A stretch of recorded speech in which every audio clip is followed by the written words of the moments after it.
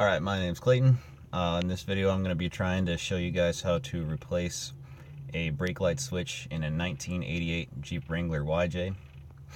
An issue that I was having that actually ended up making me think that I should do this was that my brake lights, they would not, I'm hopping up out of here. My brake lights actually were really dim. They'd be really dim during the day, and then when I would have my tail lamps on at night, or when it was dark, when I would push on the brakes, my brake lights actually would not light up bright enough to see over the tail lamps. So they were working, but not really. I do have LED bulbs installed in the back, so I thought maybe that would be an issue. That was actually the first thing I thought, since it seemed to have happened so soon after. I actually kept the incandescent housings and all the bulbs. I wired all that back in, only to find out that my brake lights then would just not work at all. So I know it wasn't the LED swap. So I put the LEDs back in because obviously it was getting power, but just not enough to light up an incandescent bulb, but enough to actually get a LED bulb bright enough. So in this video, you have to forgive me. I'm an amateur. I'm going to be holding the camera this way, this way, this way. At one point I didn't even realize I had a flashlight. So right now I'm filming this. I've actually already replaced the old brake light switch. This is the old one, the one that actually was giving me trouble. So again, this was giving the tail lights just enough power, excuse me, the brake lights, not the tail lights, the brake lights enough power to light up very dim, but not enough to see over when the tail lamps were on.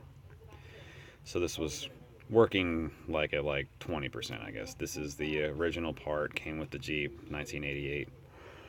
Disclaimers, so if you're working on anything as far as electrical goes, definitely make sure to have your power off. If you're safe, really safe, make sure you have one of the terminals on your battery taken off. We are talking about electricity here. The only thing that electricity hates more than water is people, and it just doesn't cooperate. It can cause a fire, you can short out a wire, you go all the way through your wiring harness, melt other wires together, it'd be a big mess. I don't want it to happen to you, so I'm just telling you right now, make sure you do not have any power going to this at all when you start working with it. In the video I ended up having to cut some wires, I'll tell you about that.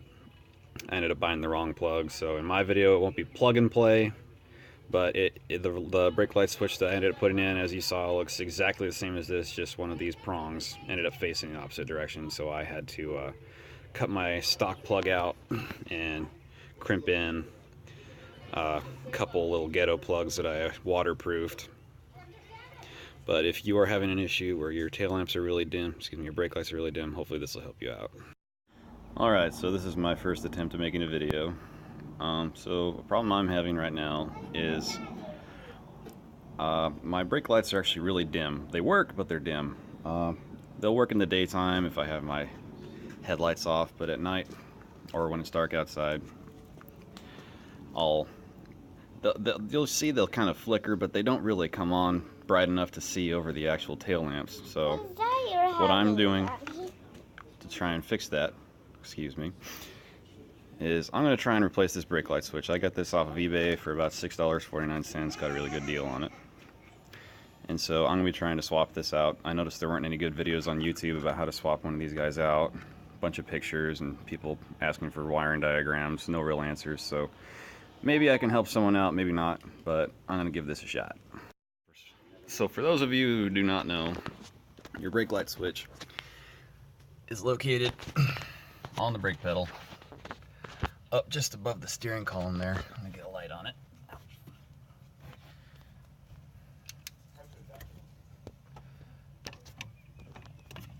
Excuse me, try to finagle this shit. So this is the, oh hang on. There we go, it's about as good as I can do. This is the locking nut and the nut itself on the outboard side. This will be more on the driver's side. And if you move over the steering wheel, excuse me, around the steering column to the other side on the passenger side, this damn thing in there.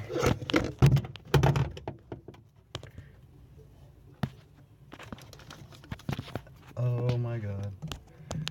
This is how you know this is already gonna be a pain in the ass. Alright. There we go. Oh, I'm looking right at it. I'm stupid.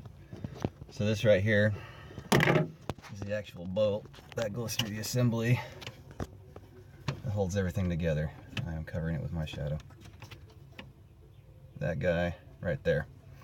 You can see the brake light switch mounted on it and the plug coming out of it. So I'm not a professional, I've never done this before, so I'm gonna be fumbling through this, forgive me. First thing I'm gonna do is get that electrical connector off of there, so I'm just gonna pull it off.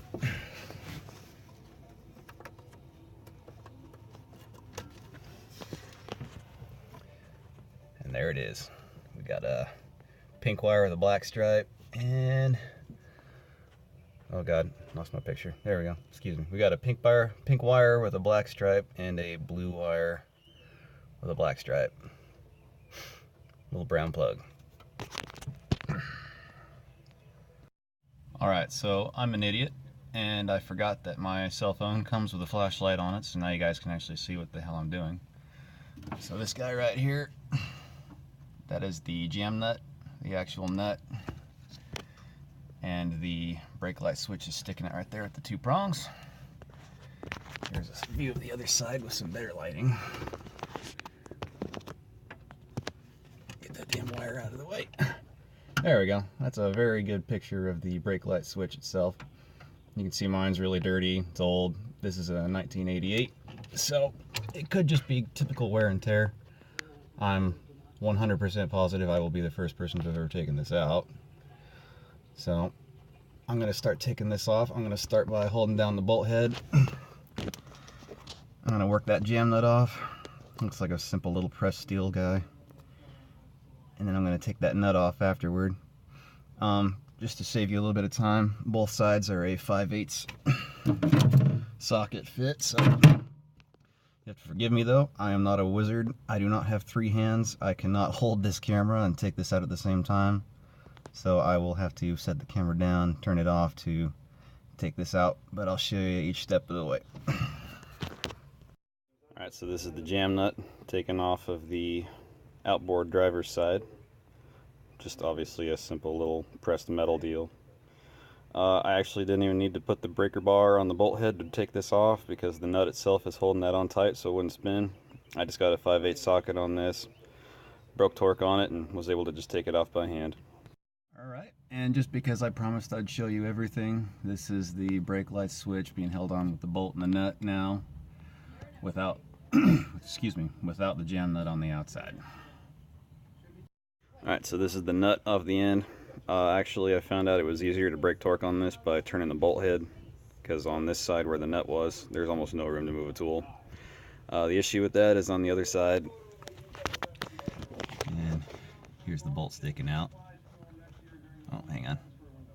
Sorry, I really hate when people make videos and shit's all out of focus. Makes me want to throw my damn phone across the room. That's better. So I broke torque on the bolt head actually because you can actually move a tool on this side. Just the only issue is that bolt head right there. The bolt head is really short. It's really thin. So just be careful when you're taking that off because my my ratchet flew off that thing about 3 times trying to get it off because at first I thought it was a regular bolt. So next I'm just going to pull this guy out. If I was a betting man, I'd say that Jeep more than likely puts some spacers and bushings in here, so there's probably going to be a whole bunch of shit that falls out when I pull this off. I apologize that I can't get that on video because again I do not have 3 hands, but I will show you everything and show you how it all goes back in. This is the bolt removed. As you can see, really shallow head.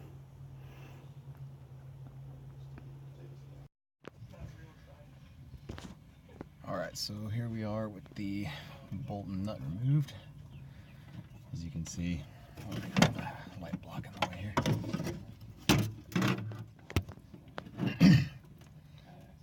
As you can see, when the bolt itself is taken out of the brake light switch, it just falls to the firewall. So that's good though, because it looks like it needs to come out of our way so we can take out that bushing and sleeve. Probably a 2-piece. Here's a view of the other side. There we go. Sorry, a little close there. Bushing and sleeve.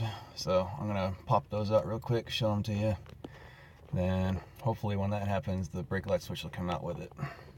All right, one thing I wanted to point out before I get too far ahead of myself, before I confuse you, I got a mirror stuck up under here so I can actually see what I'm doing. So don't let that trick you. There's not 2 damn steering wheels. All right, so the brake light switch itself, well, I did say it is mounted on the brake pedal, and that's not entirely wrong.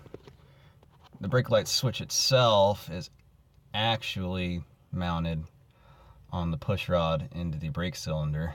As you can see there, it goes through the firewall. So just getting that bushing out, like I said, and the bushings, and then the spacer. Looks like there might only be one, which would be nice. And then that brake light switch should come right off. All right, lucky for you, I actually found something on this that I can do one-handed. So the bushings on either side, they look like they're nylon of some type. I couldn't get them out by hand. I tried pulling, I tried twisting, and I realized, you know what? I really don't want to be pulling or twisting on that rod coming out of my brake cylinder, because I really don't want to puncture some seal and have a bunch of brake fluid leaking on me, because, well, that shit eats paint.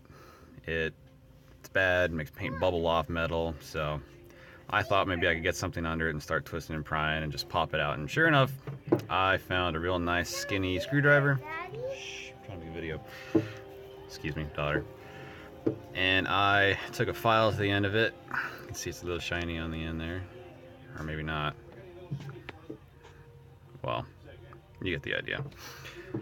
So I filed down the end of this screwdriver, made it nice and thin, and was actually able to, and you can actually see me do it. Hang on. There we go. I was actually able to get this up underneath that bushing, start pushing it off, and boom. There it goes. So there's that side. And then, well, I lied to you. I'm not going to do this other side with this camera in my hand because I'm sure the other side is just the same. So I'm going to take that side out, push that bushing out, and hopefully that brake light switch will come out with it. Alright, so here we got the nylon bushings. If you don't have any type of automotive experience, just know that nylon bushings are kind of a soft plastic, just made to prevent wear. So quite obviously, if you're going to do what I had to do and you have to put something up under there to start prying on them, don't do it too much because you will tear them or rip them or put nasty gouges in them. Could make it a pain in the ass putting them back on, or just defeat their purpose. So just be careful when you're taking these out, one on each side. Alright, so actually, once you get the nylon bushings off, the spacer and the brake light switch actually just comes right out. I put my thumb up on it, just pushed right out of the rod sticking out of the brake cylinder, and then the brake light switch just fell. So here's a good view of that. A little bit of wear, no big deal. And a very, very crusty, old looking brake light switch. And just for a bit of nostalgia, because I'm that kind of person,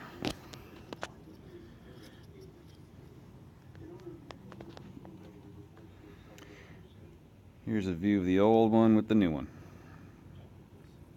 So, wanted to make any notices and differences here. I'd say the newer one, the spring looks a little smaller, maybe a little more strong, bigger gaps between the coils there. This definitely seems to be different though. The plugs are in a different place.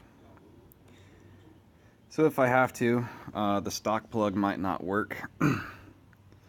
That's not a big deal. I can take a couple crimps to the end of that and just make my own damn plugs and cut the plug off the end. It'll be a little ghetto, but it would work. So if you're getting one of these, apparently don't buy the exact one that I did, because this isn't exactly the right one, but I know a little bit about wiring and crimping and soldering, so I'm just going to make this work because I don't feel like waiting for another one in the mail.